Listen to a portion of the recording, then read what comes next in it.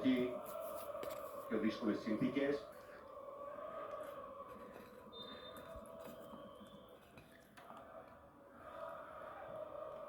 Στη μεριμπάλα με τον Ζέρσον Σόουζα. Χαμηλά εκτέλεση, εύκολα ο Κότσιρας. Ο προσδιώχνει τον Ζέρσον Σόουζα και γυρίζει πίσω στον Τζενόπουλο.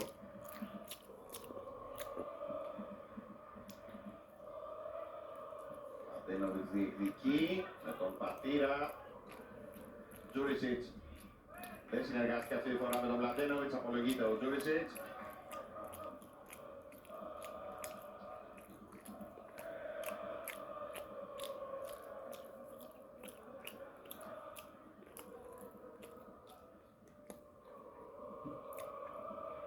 Όνειρο. Παντοβίτς. Τζούρισιτς. Το Κοσόουζα προσπάθησε μάλλον να πάρει πλάγιο, αλλά δεν βρήκε πουθενά η μπάλα. Και έτσι από τα δικά του πόδια εκτός.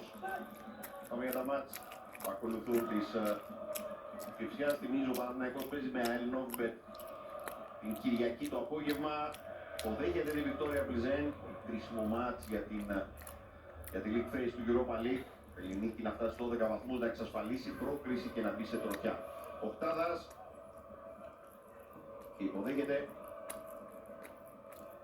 τον Βόλο σε αυτό το γήπεδο.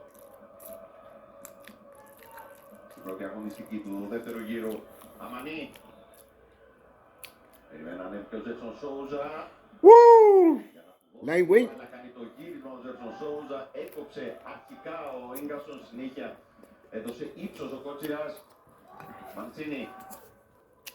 Έβαζε ο Μπρέκου.